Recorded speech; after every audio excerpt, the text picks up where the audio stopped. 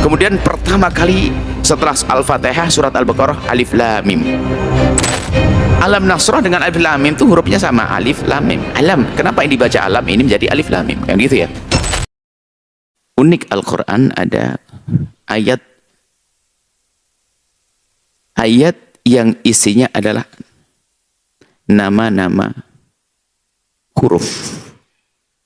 Nama-nama huruf. Kaf, ha, ya, ain, shad.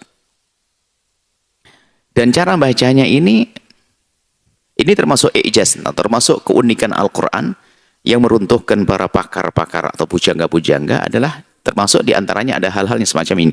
Dan ini menunjukkan kalau ini betul-betul bukan dari buatan Nabi Muhammad. Kalau karangan Nabi Muhammad nggak akan ada yang kalimat kayak begini. Sebab di saat ada yang begini pasti dibilang, Muhammad ini ngomong apa? Apa arti kahaya? Kahaya insot. Jadi, kalau memang itu karangannya, tentu baginda Nabi tidak akan mengeluarkan kalimat-kalimat yang orang nggak akan paham.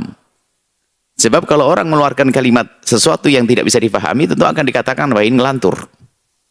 Akan tapi ternyata banyak Alif Lam Mim, Yasin, Kaf Ha Ya Ain Shad. Ini ada. Ini menunjukkan bahwa memang ini bukan buatan Nabi, tapi adalah dari Allah. Lalu bagaimana cara bacanya?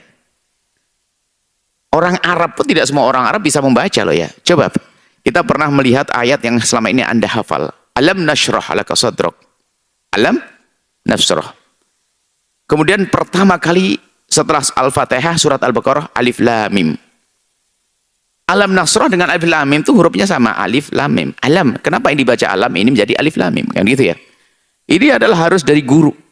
Talaki dari guru, kita dari guru, dari baginda Nabi dari Jibril dan seterusnya.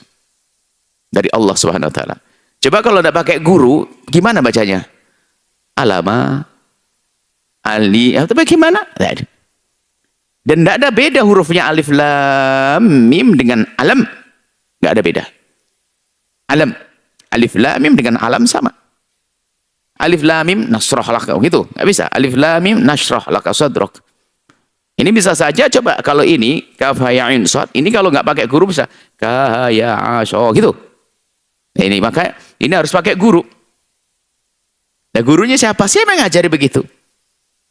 Allah Subhanahu wa taala, ke malaikat Jibril, ke baginda Nabi kepada sahabat dan seterusnya sampai hari ini. Dan didukil dengan mutawatir, kelompok jumlah yang besar. Dan begitu cara bacanya.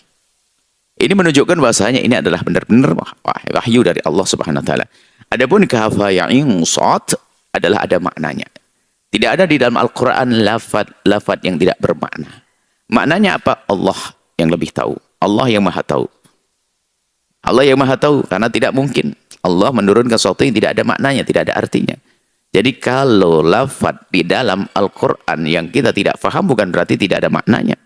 Sebab orang berakal tidak mungkin berbicara sesuatu yang tidak ada maknanya. Bagaimana dengan Allah yang menciptakan manusia berakal? Allah Jalla Jalaluh. Jadi Kaf Ha Ya Ain Shad ada maknanya. Dan maknanya kita serahkan kepada Allah. Makna-makna semacam ini. Tidak bingung, tidak perlu kita menyelami karena apa? Memang kita tidak diberitahu oleh Allah tentang makna-makna seperti itu.